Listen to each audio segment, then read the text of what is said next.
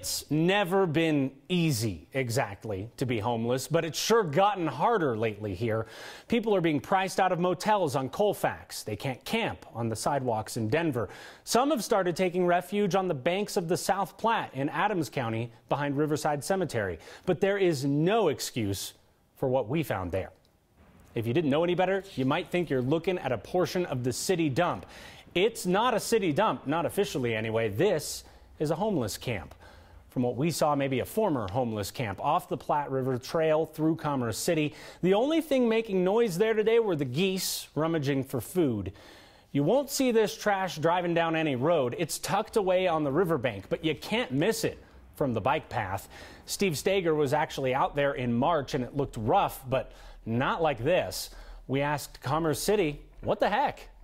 We understand that this is a public safety and environmental issue down there. And so what we're doing now is developing a plan. First, we're identifying the property owners, and then we're going to develop a plan. Once we know whose property is what, like is it the city's property, is it private property over there, then we can determine how to move forward. If the city is there, we have jurisdiction over our own property. But the city can't just go on other people's private property and start taking action. While they look at their maps, we did not find anyone hanging out in these areas this afternoon. We're told Commerce City police officers have been through here telling the campers to move out. Thieves have stolen at least 45 guns from gun stores in Colorado since April 18th this year. That does not include the as of now unknown number of guns taken out of a Castle Rock store around 2 this morning. And investigators now think they may all be connected, all using a smash and grab approach. Suspects typically use a car to break into the gun store, run in, and grab as many as they can get in under 5 minutes. Those 45 stolen guns include a dozen semi-automatic rifles and handguns lifted out of a Lakewood store last month. This morning, thieves tied straps to a stolen Jeep to pull the front doors off of the building before burglarizing the store. That came just a week after suspects tried to smash a different Jeep forwards into the same building. They were unable to steal any guns that time. All this comes after a 10-year record high of gun thefts in Colorado. In 2016, 273 guns were stolen from stores. Another 46 went missing, according to the store owners. Gun thefts are also up nationwide. There are no national requirements for securing a gun store, unlike requirements that exist for pharmacies, for example. States can pass their own rules for gun store security, but the ATF says only California and Connecticut have done that. The ATF is offering a $10,000 reward for information that helps to solve the cases of these 4 gun store burglaries in Colorado. In Colorado, the number of guns stolen from licensed dealers nearly doubled last year compared to 2015. The ATF arrested 15 people and recovered 55 guns from Colorado over the last year. That equates roughly to getting back 17% of the guns reported stolen or missing from shops in Colorado. Senate Republican leaders pushed back their timeline to vote on their health care bill until after they eat some hot dogs and watch some fireworks next week. When they do vote, it's accepted that Republicans plan on passing their bill with no help at all from Democrats. Democrats simply aren't interested in repealing a cornerstone of the Obama presidency. I had the chance today to chat with Colorado's Democratic U.S. Senator Michael Bennet, and I asked if it really needs to go down like this. What would it take in an alternate universe to actually have Democrats on board? If Republicans said we were looking for a fix instead of a repeal, would that be enough to get everyone sitting down at the table and talking about something? It's such a great question, and it reflects how distorted our politics are. McConnell has made it clear to the base of the Republican Party that he wouldn't like to have Democratic votes as part of the solution because it would somehow corrupt what he's trying to do. I think that's crazy, but that's his view. And so maybe what will happen is they'll fail to summon the votes because every day it seems like there are more Republicans saying they can't stand this bill. And then in the wreckage of that, maybe Democrats and Republicans can come back together and actually work to lower Americans' costs and America's costs on health care. I think that would be a really good thing. The wreckage of that. So you see this going down in flames? No, I actually said earlier, you asked how would you get to a bipartisan answer, and my answer to that is if this bill fails, I think we can get to a bipartisan answer. If the bill succeeds, and I think those odds are at least 50-50, what we're going to see is 22 million people lose their health insurance. I know you don't agree with some of the cuts in here, but do you view this bill as an actual repeal of Obamacare? I mean, I think it's a partial repeal at best, no? No, absolutely. Look, this bill has three parts. One is a massive tax cut for people making $200,000 in this country. People have a hard time believing that. That's a massive part of this legislation. Another part of it is huge Medicaid cuts to pay for the tax cuts on the wealthiest Americans. But the third part is the health care bill. And it is not a repeal of Obamacare. It is, as Rand Paul, a Republican from Kentucky, has described it, it is Obamacare light. That's what it is. It's the same structure as Obamacare with just less help for people. And my view is if you hate Obamacare in Colorado, you're really going to hate Obamacare light.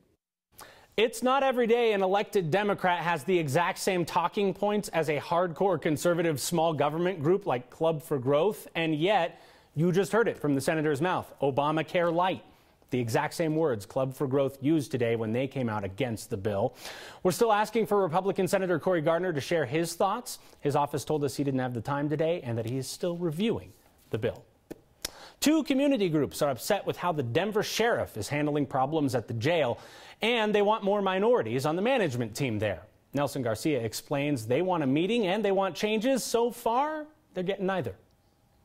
The Denver jail is designed to keep people from getting out, but this group of community leaders just wants to get in. We're really concerned about jail overcrowding and the rising assaults associated with the tension that comes from an overcrowded jail. We are concerned about the inequity of leadership, black and brown leadership in this jail. The Colorado Latino Forum and the Greater Metro Denver Ministerial Alliance want to meet with Denver Sheriff Patrick Furman about these issues and about the demotion of former Sheriff Gary Wilson from chief to captain after an alleged mishandling of an inmate. And I believe that the scope in which they are punishing him under right now is out of the scope of the discipline matrix. Currently, there are no blacks represented on the Sheriff Furman's leadership team, and we find that unacceptable. They say there are only 2 Latinos, but the sheriff refuses to meet with them. Which is unprecedented for a sheriff in Denver to deny community leaders a meeting. Sheriff Department spokesman Simon Criddle released a statement, quote,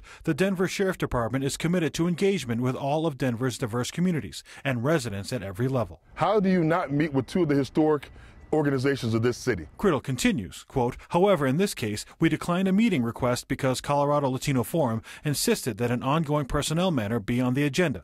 The work addressing jail population will continue through existing work groups, and we look forward to productive community engagement and public involvement efforts moving forward." The needs of Latinos are not being prioritized in this jail. A stalemate of frustration from people who just want to get in the jail.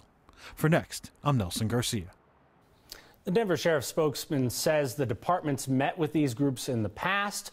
They also say the sheriff created a new advisory board with diverse membership.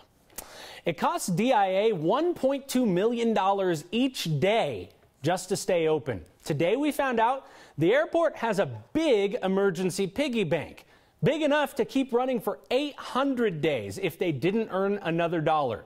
We learned all that because DIA wants to crack into that piggy bank and start spending some of that money.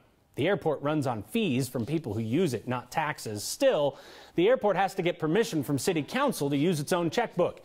At a meeting this afternoon, DIA asked permission to use an extra $150 million out of its piggy bank. They want to fix a runway and replace the concrete that the planes park on at the gates. One of the council members asked a question you might have right about now. Shouldn't concrete last a little longer than 20 years? The ramp panels that the aircraft park at when they approach a gate, those are the panels we're talking about. Okay. They receive significantly more wear and tear because of the activity that goes on there, fueling and any of the reloading of the aircraft. Mm-hmm. It's a different type of wear and tear on those panels than what you see out on a taxiway or a runway. If City Council approves the spending, DIA will be left with enough emergency money to keep running for 500 days. In addition to a big emergency fund, DIA still has big debt between the airport and the hotel. DIA still owes $3.8 billion. before its loans are all paid off. Next question comes from a viewer named Carrie. We saw a man running across the street with his dog, and then both hopped on the bus. The good-sized dog didn't wear a service harness, so my question is, how many dogs can ride the RTD bus at the same time?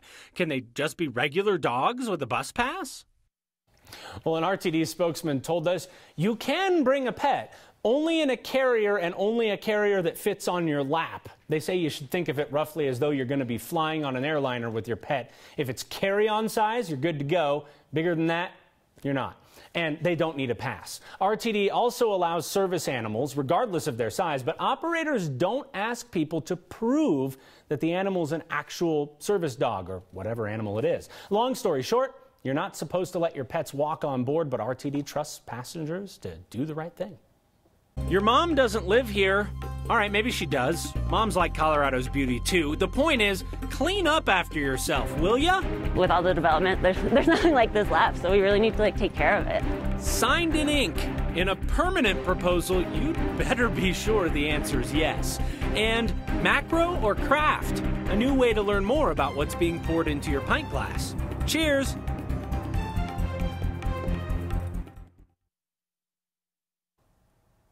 Hot and windy today. I'm meteorologist Kathy Sabin. We were almost 100 in the city. And look at the air quality. Yep, there's bad air quality, a little bit of ozone out there.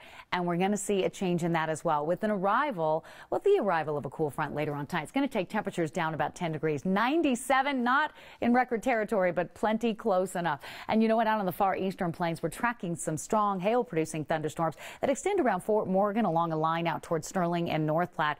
1 to 2 inch diameter hail likely with damaging winds and some heavy rain as well, all along a front that's going to begin to lift to the north. When the front from the northwest moves through, you'll see the winds pick up a little bit. And today, well, was the warmest day of the week. Tomorrow will be 10 degrees cooler. We go even cooler moving into Thursday afternoon. And with that high cloud layer out there, I think overnight lows will be comfortable as well in the 50s and 60s. In downtown Denver, our low will be 57 degrees.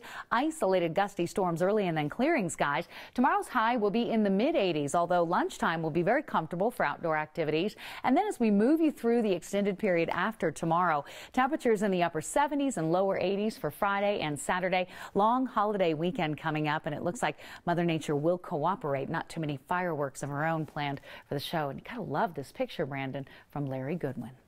Absolutely beautiful. All right, Kathy, thank you. Most of us love Colorado for its natural beauty, the mountains, the outdoor space, the fresh air. So what happens when people disrespect it, trash it, leave it dirtier than they found it? Coloradans get mad, really mad, and then they do something about it. Meet Kyla Wilson. Oh, welcome to Cherry Creek State Park. Do you need a barbecue? This is a natural park. This isn't playing in your backyard. From a toy, plastic toy. Walking in, there was a ton of plastic bottles, cigarette butts, pieces of toys and clothing. You can find it all around the beach, like up into the water. I actually have a hydrology degree, so like this water feeds 2 counties. It's like the sanctuary of like natural space in the middle of like the metro area. When I came through here, I want to believe it was like last Wednesday or Tuesday, I was actually appalled. Like I had never seen it this disgusting. When I posted some of these pictures, people are like, oh, well, it's Waste Management's problem. They should just empty the dumpsters.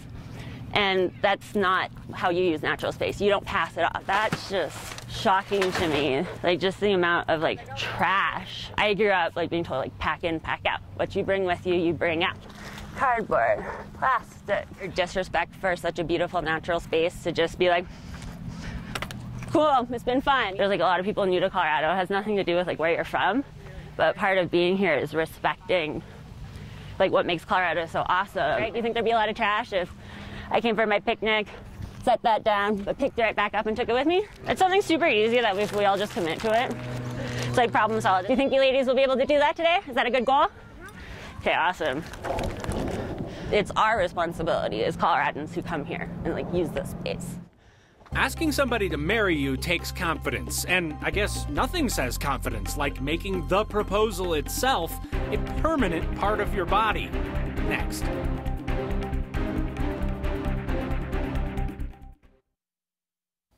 This isn't going to be the first marriage proposal we've covered on Next, but first of its kind? Absolutely. The groom-to-be did something permanent before she even said yes. A surprise tattoo proposal. Not making this up. And once we saw the video, we knew we had to call Brooke Wodark. I was supposed to be going in to get tattooed that day, and he had always told me that he wanted me to tattoo him at some point, and just kind of surprised me and told me he was going to grab his gym shorts and then I was going to tattoo a small heart on his ankle. When I was ready to tattoo it, then he pulled out his shorts and had a drawing that I had drew on a table at dinner like months ago. He actually got that drawing tattooed on him and wrote, "Will you marry me?" under it. I was in complete shock. I cried for like 3 hours out of happiness. It was insane.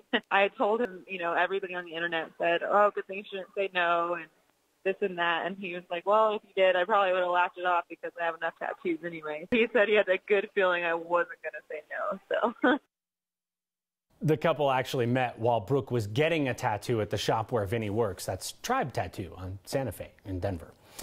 The craft beer world's been foaming a while now over the fact that big brewers like Anheuser-Busch are buying their way into the craft beer world, snatching up successful smaller breweries.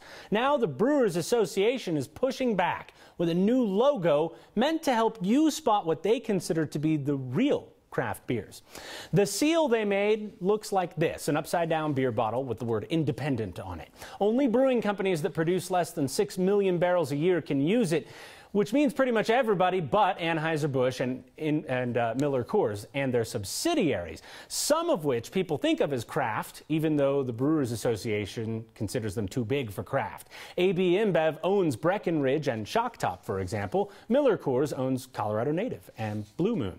The Brewers Association says the new seal is open to craft breweries, even if they're not members of the association, but they will have to sign a licensing agreement to put it on their beers. The most Colorado thing we saw has an Independence Day twist. Next. Let's do the most Colorado thing we saw today. A fireworks stand, arguably parked in the right place or the wrong place, depending on who you ask. Fireworks for sale right outside Tipsy's Liquor World in Littleton. Mark Anderson emailed us and asked, what can possibly go wrong? We don't know the answer, Mark. It's a fun question, though, and that is the most Colorado thing we saw today. If you made it through the whole show thinking I'm Kyle, I'm not. I'm Brandon Rittiman, and sorry, you're stuck with me again tomorrow. See you next time.